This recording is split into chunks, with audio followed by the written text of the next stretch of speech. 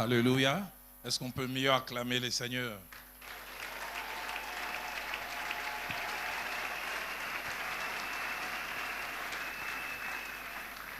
C'est toujours un bonheur, un privilège, chaque fois qu'il m'est demandé de revenir à cet endroit qui est aussi un peu ma maison.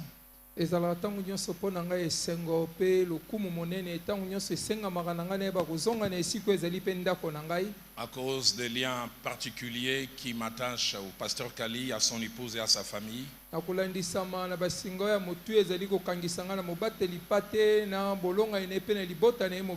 aussi à vous comme église. Et qu'il me soit demandé d'apporter les tout premiers messages, je trouve cela comme un grand privilège. Mais à ce privilège s'attache une responsabilité. Je prie que Dieu m'aide à être à la hauteur.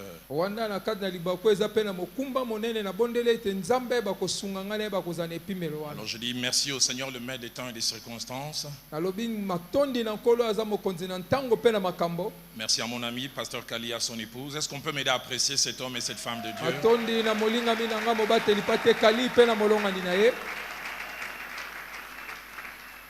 Tout à l'heure, je le voyais tenir le micro. Je disais un mot qui ne les concernait pas, bien que les constats partaient de lui, mais nous concernaient.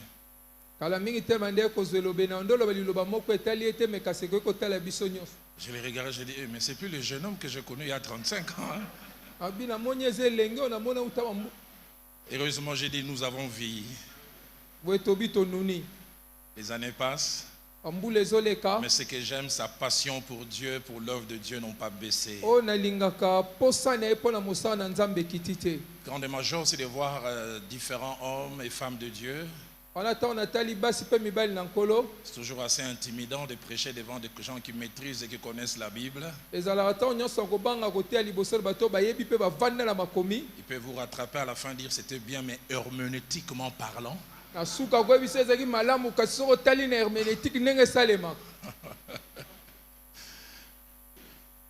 J'ai 3 textes à nous proposer en introduction. Le premier texte sur lequel je vais m'appuyer tout au long du message. Et les 2 autres textes vont me servir à la conclusion.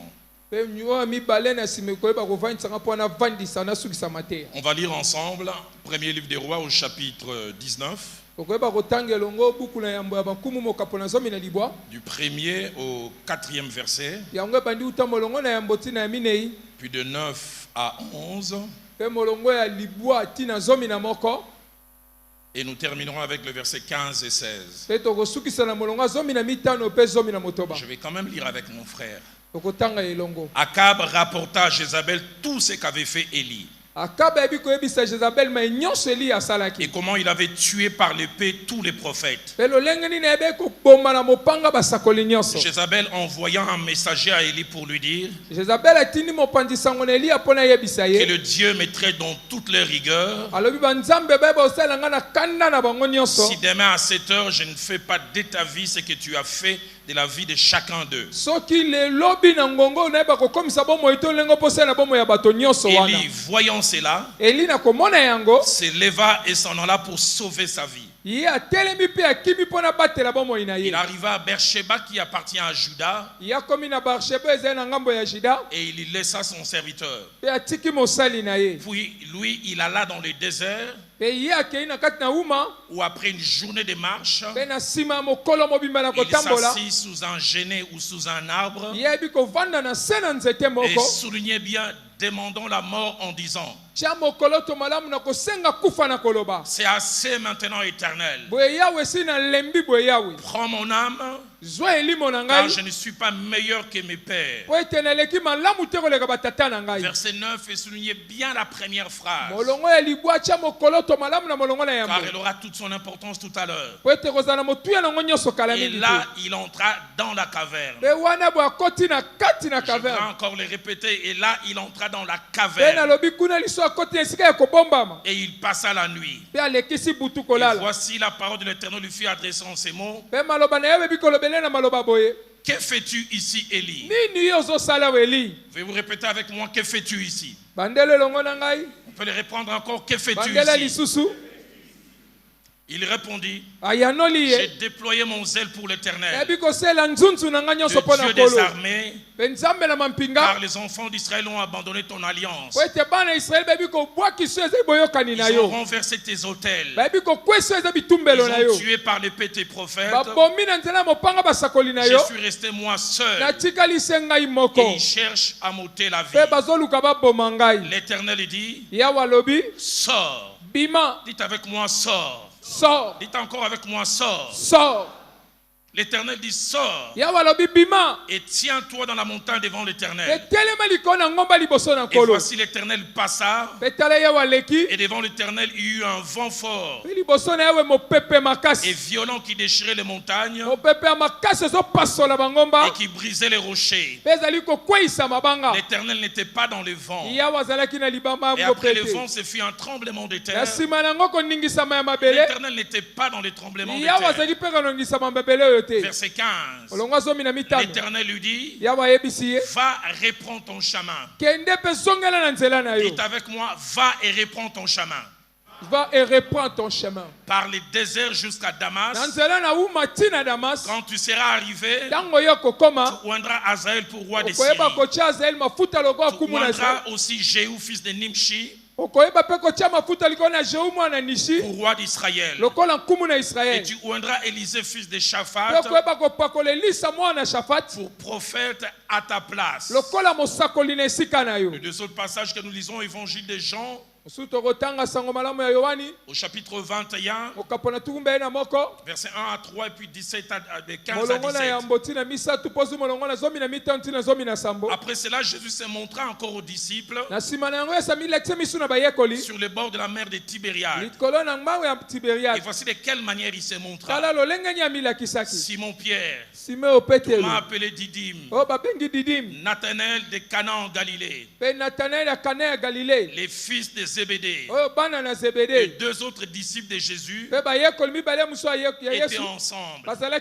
Simon Pierre leur dit, soulignez cela, je vais pêcher. Il lui dit, nous allons aussi avec toi. Ils sortirent et montèrent dans une barque.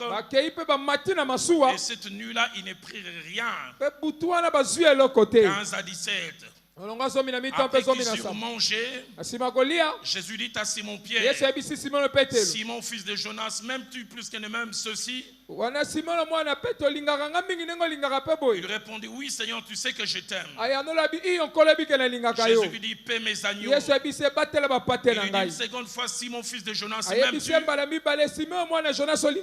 Pierre lui répondit, oui Seigneur, tu sais que je t'aime. Jésus lui dit, paie mes brebis. Il lui dit pour la troisième fois, Simon fils de Jonas, m'aimes-tu? Pierre fut attristé de ce qu'il lui avait dit pour la troisième fois, m'aimes-tu? Et il lui répondit, Seigneur, tu sais toutes choses. Tu sais que je t'aime.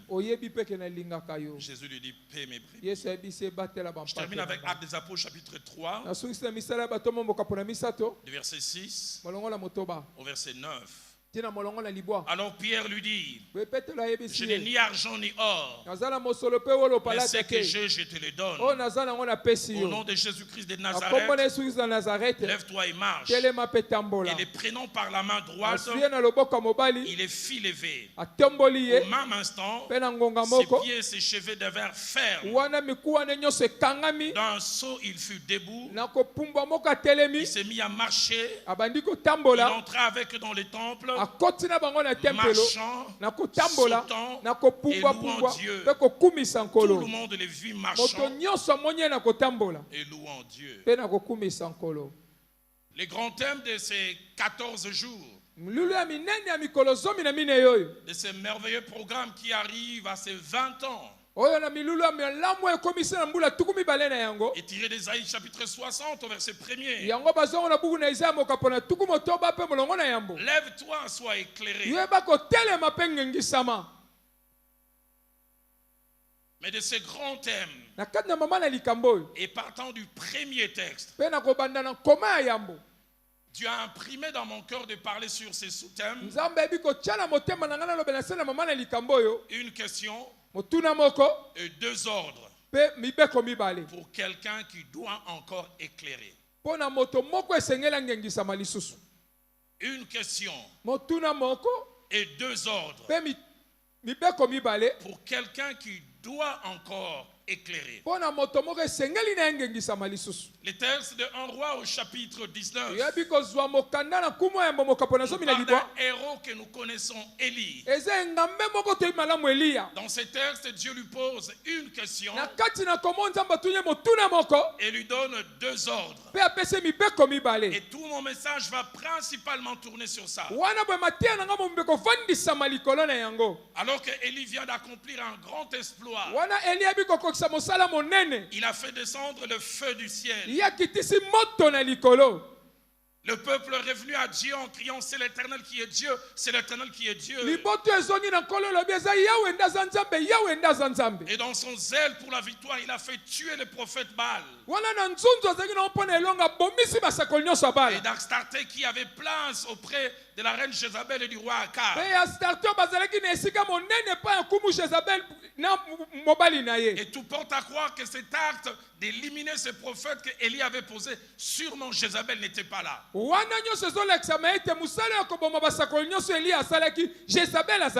qu'un roi chapitre 19 au verset 1er nous dit que Jézabel a pris cela. Et lance un ultimatum à Élie. Si demain à cette heure je ne fais pas de toi ce que tu as fait de mes prophètes. La Bible dit qu'Élie prit la fuite. Et dans sa fuite, il fait plusieurs choses. Il va se cacher à un endroit qui sera aussi le centre de notre message, dans une caverne. Et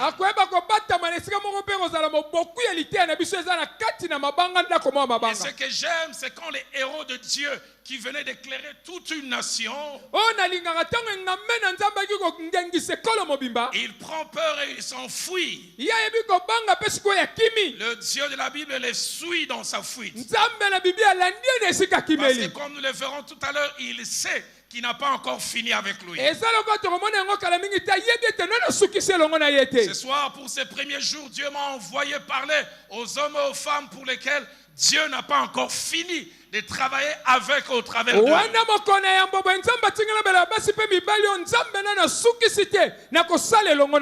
Élie dit: je ne suis pas meilleur que mes pères. Il sollicite même la mort. Mais Dieu le suit là-bas. Dans 1 Roi 19 au verset 9, la partie B lui dit: que fais-tu ici, Élie?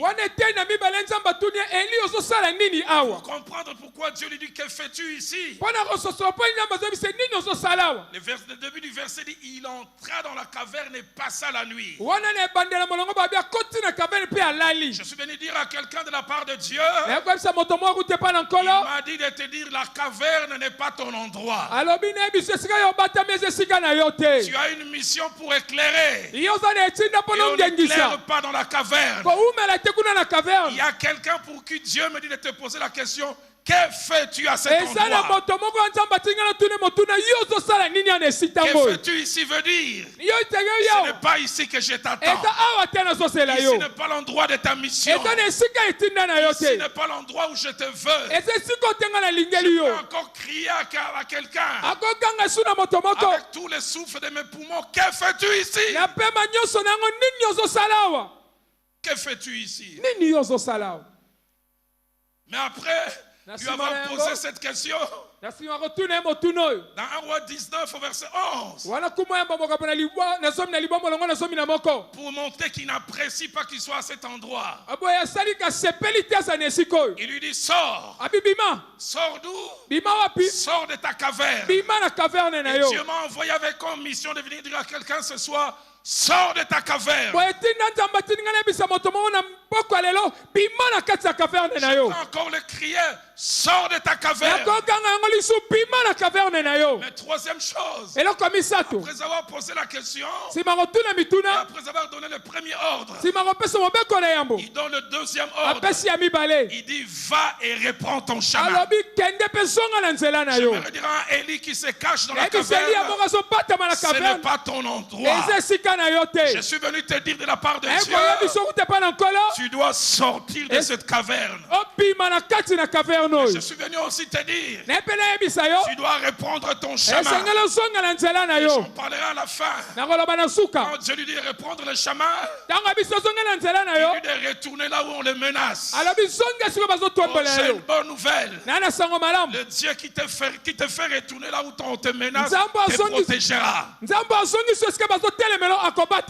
où on a signé ton arrêt de mort, si c'est lui qui t'envoie, parce que tout ce que mon Dieu a envoyé, il a toujours dit je serai avec toi. Que fais-tu ici? Sors de ta caverne et va et reprends ton chemin. 4 choses à noter pour nous aider à comprendre ce qui se passe. Premièrement, le prophète Élie vient d'accomplir un grand exploit. Appeler le feu du ciel. Défiant 450 prophètes de Baal et 400 d'Astarté avec un calme olympien.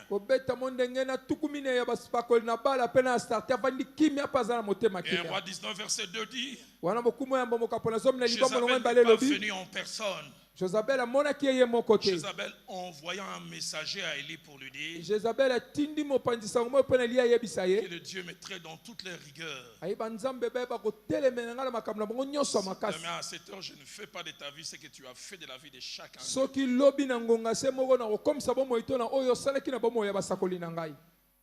Un simple message.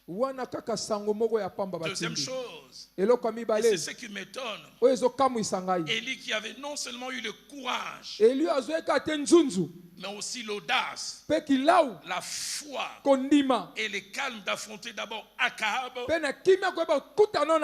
pour 850 prophètes. Il craque. Et il a une réaction à la fois incompréhensible et étrange. 1 roi 19 verset 3 dit, Élie voyant cela s'éleva et s'en alla pour sauver sa vie. Une vieille version de 1949. La version Pyroclamère dit, saisi de crainte, il s'est hâta de s'en aller pour sauver sa vie. Une autre vieille version, la Bible des peuples, dit Élie craignit et il chercha son salut dans la fuite. Et j'ouvre une parenthèse pour dire quelque chose que j'apprécie avec la Bible. La Bible ne nous présente pas des héros parfaits, en cachant leurs manquements et leurs erreurs. Ça nous parle du grand Élie qui est capable de défier Akab et tous les groupes de prophètes de Baal, mais aussi ses faiblesses. Je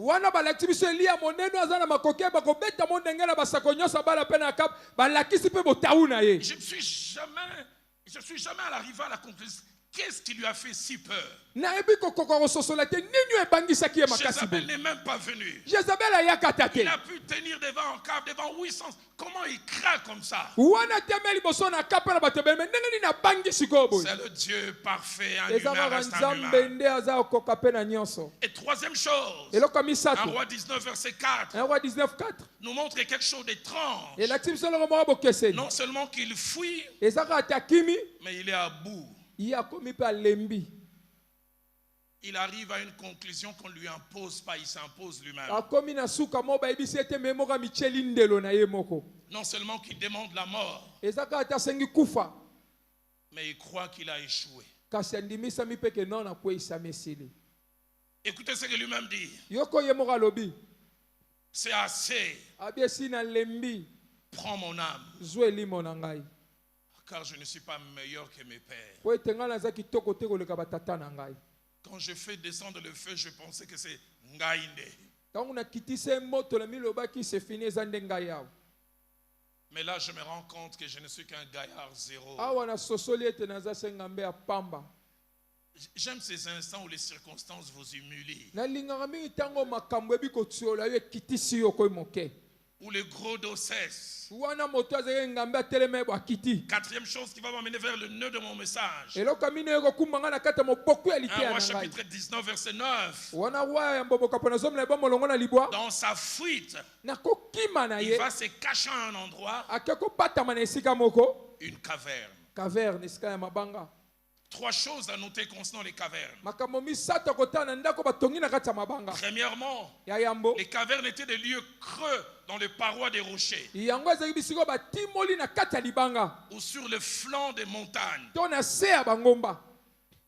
Deuxièmement, les cavernes servait souvent de lieu de refuge.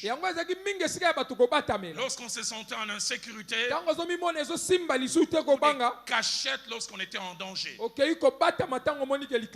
Dans Genèse chapitre 19, au verset 30, Lot est en danger devant quelques rois. Écoutez ce que la Bible dit.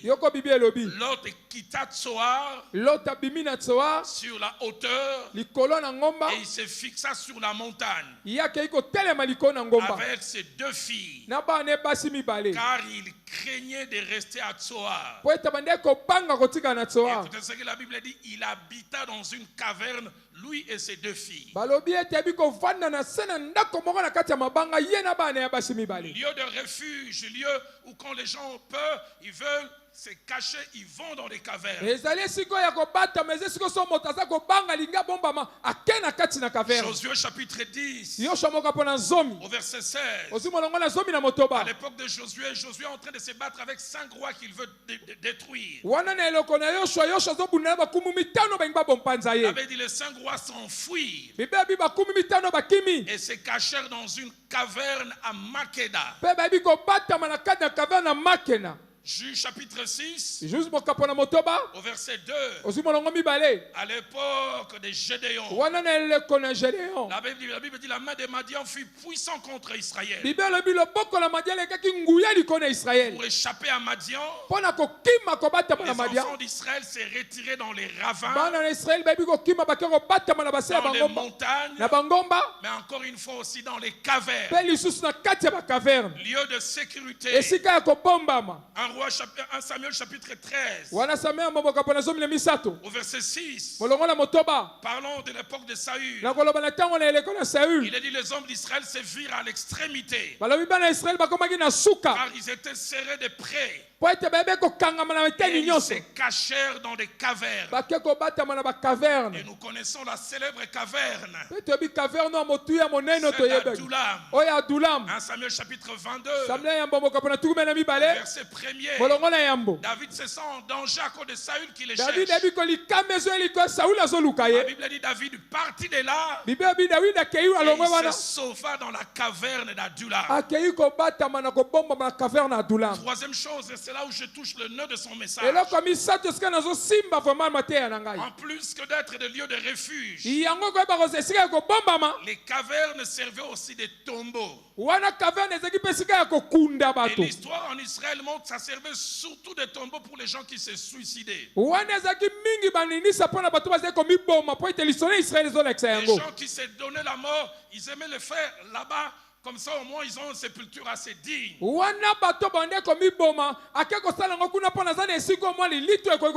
Josué chapitre 10 au verset 27. Il est dit vers les couchers du soleil. Josué ordonna qu'on descendit les 5 rois qui avaient été pendus des arbres. Et on les jeta dans la caverne où ils s'étaient cachés. Et l'ont mis à l'entrée de la caverne de grosses pierres. Lieu où l'on enterrait des gens quelquefois.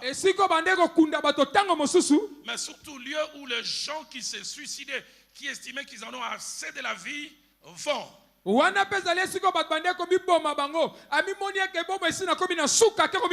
C'est pourquoi Élie, fuyant, il en a assez de la vie, il dit je vais à l'endroit où non seulement je vais mourir, Mais à cet endroit, ça sera ma tombe. C'est quand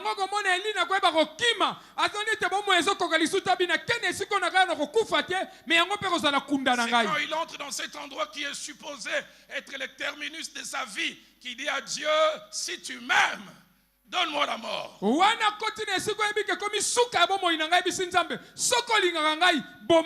Deux choses que je voudrais relever à ce niveau. C'est que Élie, dans 1 roi 19 au verset 9, non seulement qu'il se cache dans la caverne, non seulement qu'il demande la mort, mais il a l'impression que rien de bon ne peut sortir de sa vie. Il a l'impression que les bonnes choses appartiennent au passé. Il a l'impression que sa vie s'arrête ici. Je ne sais pas à qui Dieu a voulu que je parle. Je vais dire à quelqu'un, ton aujourd'hui n'est pas tout ce que Dieu en réserve pour toi. Et je peux encore dire à quelqu'un, tout ce que tu as vécu jusqu'à présent n'est pas tout ce qu'il y a. Mais deuxième des choses qui me frappe, c'est que 1 roi 19 verset 15 à 16. 1 roi 19 15 à 16. Et la suite nous montre au moins trois choses. Et ça j'aime. La première, celui qui entre dans la caverne et qui pense que tout est fini. Dieu lui révèle qu'il n'a pas encore fini avec lui. Dieu vient lui dire, Élie, tu es venu te cacher ici. Tu demandes la mort. Mais tu as encore Azaël à oindre. Tu as encore Jéhu à oindre. Élisée entend que tu lui frappes le manteau. Je suis venu dire à Élie, tu ne mourras pas avant d'avoir oint Azaël. Je suis venu dire encore à Élie, la tête de Jéhu attend ton ouïe. Je suis venu encore crier à Élie, tu as un Élisée à coacher. Je te condamne, tu ne mourras pas. Et surtout pas dans cette caverne. Parce qu'avec Dieu, rien n'est fini. Donc Dieu n'a pas dit que c'est fini. La deuxième chose qui me frappe, c'est qu'en lisant 2 Rois, chapitre 2, verset 10 à 14, celui qui disait, c'en est assez. Prends-moi. À 2 reprises, il allait appeler le feu du ciel qui allait tomber sur un leader et 50 personnes. J'aimerais dire à Élie qui veut se suicider, tu as encore le feu du ciel à appeler. Que les circonstances du présent ne te fassent pas croire que c'est fini. Je suis venu dire à Élie, tu sortiras de la caverne. Tu sortiras. Troisième chose, 2 Rois chapitre 2, verset 8 et 9 nous démontre. Celui qui demande la mort, il ne sait pas que les eaux du Jourdain l'attendent. Pour qu'il puisse frapper, qu'elle puisse s'ouvrir. Que des gens qui demandent la mort alors que les exploits les attendent encore. Je viens faire cesser ta myopie spirituelle. Je viens arrêter ta fausse vision. Car mon Dieu a encore des choses en réserve pour toi. Combien de fois nous pensons que c'est fini? Nous pensons que nous avons éclairé et que nous n'allons plus éclairer. Je voudrais dire à Élie, tu éclaireras encore. Tu éclaireras encore. Tu éclaireras encore. Oui, vérité. Que je voudrais mentionner avant de lancer 2 appels. Avec la permission de mon distingué confrère pasteur Kali. Après j'inviterai Bishop Pius à venir prier selon que je l'ai senti. 8 choses que Dieu m'a mis à cœur. Attaché à ces messages. Première chose, la plupart des fois, nous nous retrouvons dans les cavernes de la vie de plusieurs manières. Soit nous-mêmes nous nous mettons là-bas, ou soit nos erreurs nous mettent, ou les gens nous placent. Les cavernes. Deuxième chose attachée aux cavernes. Les cavernes sont des endroits où la plupart des fois notre vision du futur est flouée. Et nous ne voyons plus rien. Dans la caverne, Élie pense que tout est fini. Troisième chose attachée aux cavernes, c'est que les cavernes, ce sont des endroits à la fois de désespoir, des morts de la foi, mais surtout des morts d'une des plus grandes richesses attachées à la foi. Les cavernes sont des endroits où l'espérance meurt. L'espérance, c'est cette pensée forte qui vous fait dire que ce qu'aujourd'hui ne me donne pas, demain pourra me les donner.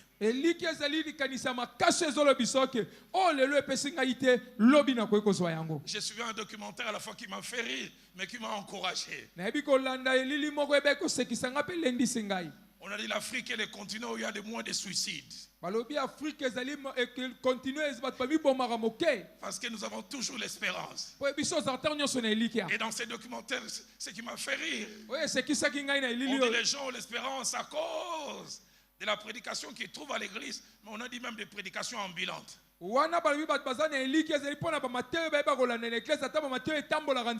celui qui commentait le documentaire, il était dans un bus et il y avait un autre bus devant et derrière il était écrit Ata Lelo Simbite Lobeko Simba.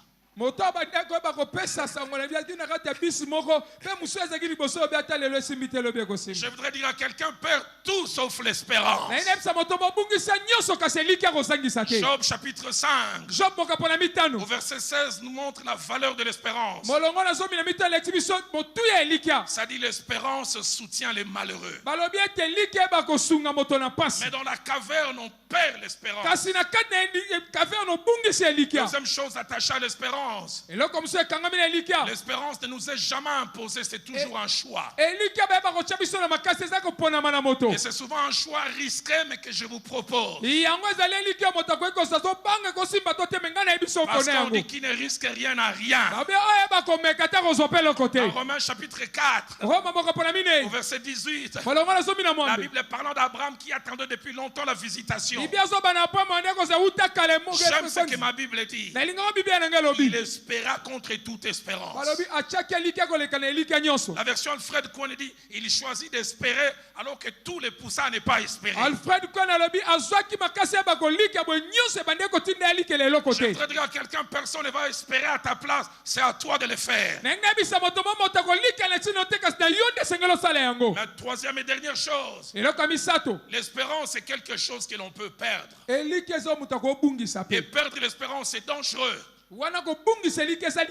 Actes des Apôtres chapitre 27 au verset 20, il s'appelle Luc.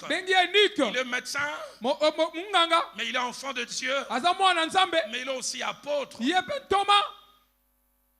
mais il a un handicap. Tout en étant enfant de Dieu, il marche par la vue. J'aime pas comment il rapporte ces passages. Parce qu'il fait d'un problème personnel un problème général. Bishop, écoutez ce qu'il dit. Il dit les soleils et les étoiles ne parurent pas pendant plusieurs jours. Que nous perdîmes toute espérance de nous sauver. Lui, sois sincère, dit j'ai perdu l'espérance de me sauver.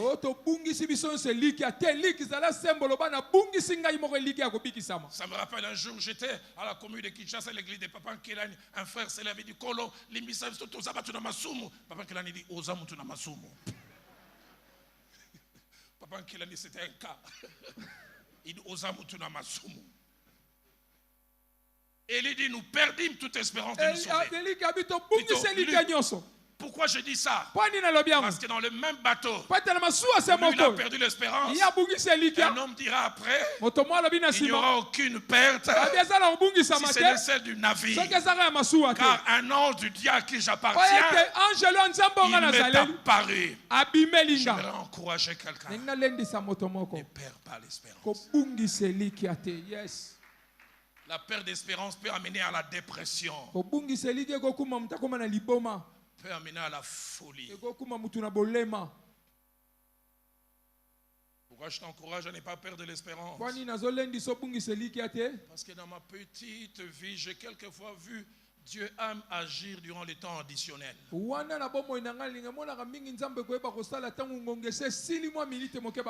aime quelquefois le suspense. Un ami disait Dieu sans être de veille, des fois il est nzombo le soir. Parce qu'avec vite, il faut attendre un sifflet. Sinon tu quittes le stade, tu arrives au rond-point qui pense à tu tu seras obligé de rentrer. J'aimerais que quelqu'un ne quitte pas le terrain. Dieu peut agir à un moment où tu ne crois point. Et les cavernes sont des endroits où la plupart des fois les gens perdent l'espérance. Quatrième chose attachée aux cavernes. Dans les cavernes, il y a plus l'humain et le diable qui parle. Dans les cavernes, les diables bavards. Et surtout l'humain et la chair. C'est dans la caverne qu'Élie a dit je ne suis pas meilleur. Celui qui a quelque temps avait dit il n'y aura ni rosée ni plus sinon à ma parole. Celui qui avait prié qu'il a dit que l'on sache que tu es Dieu et que l'on sache que je suis ton serviteur. Dans la caverne, je ne suis pas meilleur. Oh, quelqu'un avant lui aussi est passé par une caverne. Samuel 27 verset 1 nous en parle. Il s'appelait David. Ce jour-là on l'a appelé dans la forêt où il gardait les troupeaux. Et le prophète Samuel a mis l'huile sur sa tête en déclarant Israël, voici ton roi. Et il a su ce qu'il allait devenir. Et les temps difficiles ont commencé. Saül a commencé à les pourchasser. Il allait se cacher dans une caverne. Écoutez ce que ma Bible dit. Dans la caverne, ma Bible dit David s'est dit en lui-même sûrement que je périrai un jour par la main de Saül. Samuel m'a fait et l'on dit que tout ce qui sort de sa bouche Dieu a accompli. Mais il faut être réaliste. Dans l'armée à Saül. Dans la moquette aux alengours. Papa, il faut avoir les deux pieds sur terre. Des fois, tu as tellement les deux pieds sur terre que tu t'enterres. Je fais taire la voix qui te parle dans la caverne. J'aimerais dire à quelqu'un, tu n'as pas échoué. Ne te laisse pas définir par les circonstances. Ne te laisse pas définir par ces moments. Oh, j'entends les bruits qui annoncent ta pluie. J'entends les bruits qui annoncent ta pluie. Cinquième chose attachée aux cavernes, c'est que si les cavernes d'autrefois étaient physiques, celles d'aujourd'hui sont psychologiques.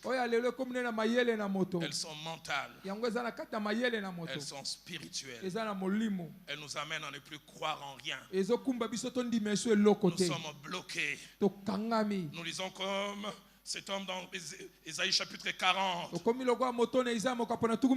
Verset 27. Ma destinée est cachée devant l'Éternel. Mon droit passe inaperçu. On dit le Seigneur ne s'aperçoit de rien de ce qui m'arrive.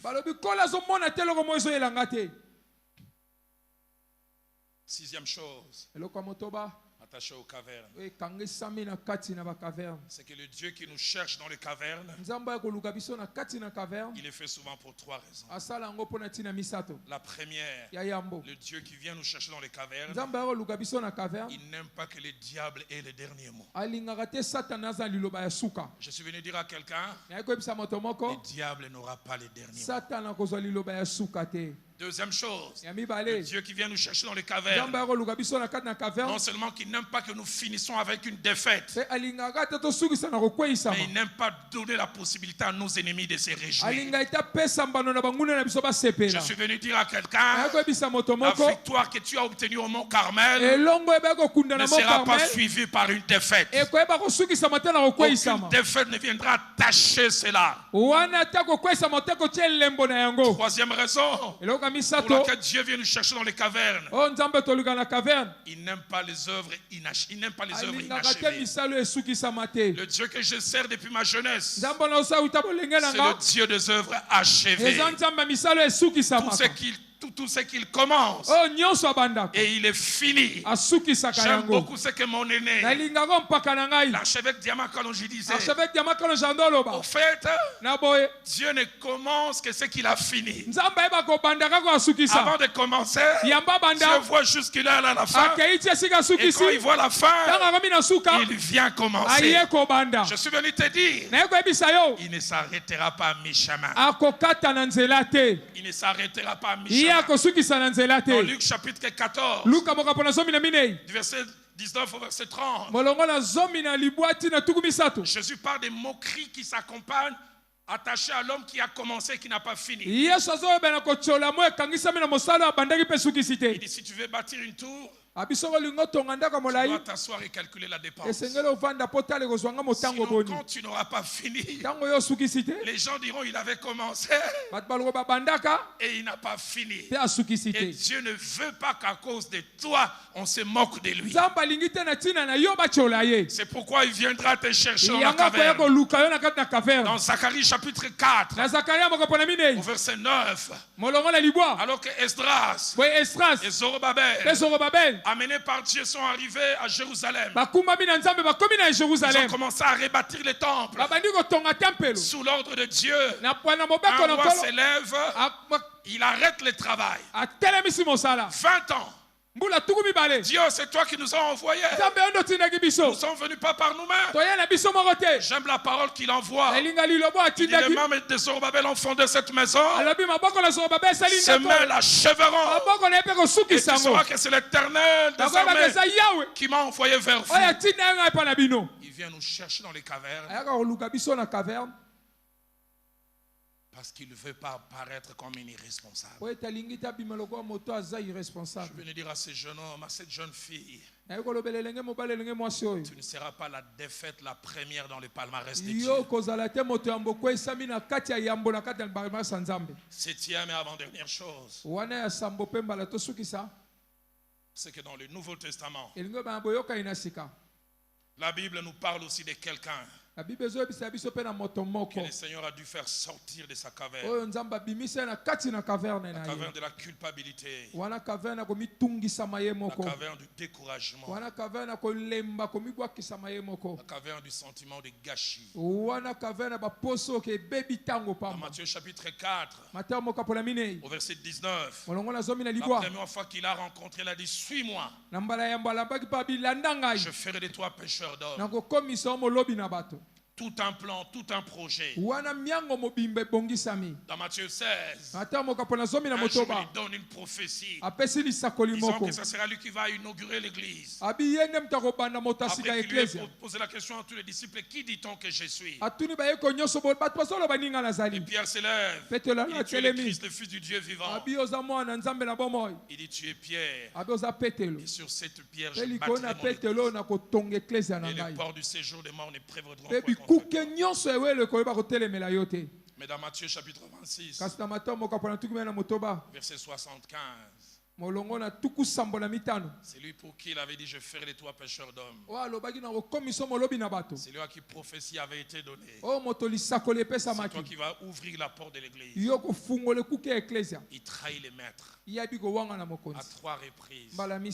Il est découragé. Il a l'impression qu'il a échoué. Et Jean 21, 1 à 3 que nous avons lu, il va dans sa caverne appelée barque. La barque qu'il avait laissée il y a 3 ans. En disant, 3 ans après, retourne vers la barque.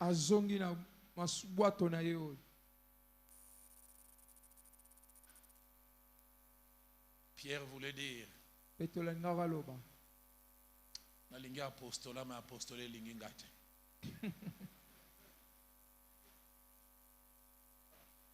Vous vous souvenez de cette histoire que j'ai relatée ici? Il y avait les concours de Vodacom à l'époque. Il y avait toujours 3 juges. J'ai appris après chacun un rôle particulier. Il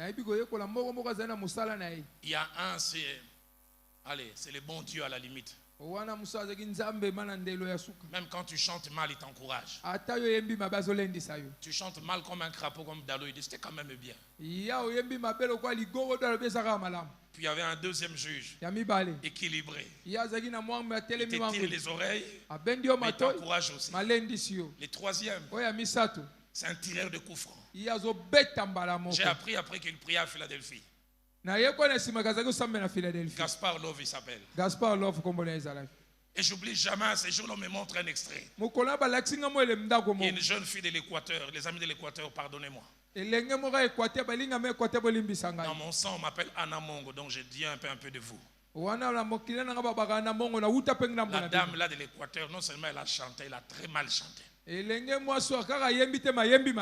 Gaspard Love la regarde. Gaspard Love a talié. Il dit maman, il y a la musique. Elle dit oui. Il dit musique et l'ingiote. Ça dit tu t'attaches à ça. Mais ça ne s'attache pas à toi. Et c'est ce que Pierre avait ressenti ce jour-là. La ligne apostola. Apostolé bohinga. Nazongla nangelo na lingaka. Combien de fois celui qui retourne à la barque, comme Élie, 3000 âmes l'attendent pour la Pentecôte.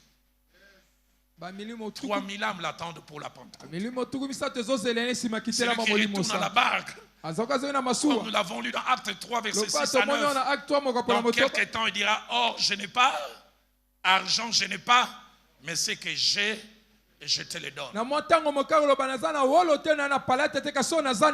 de fois d'Élie et de Pierre retournent à la barque alors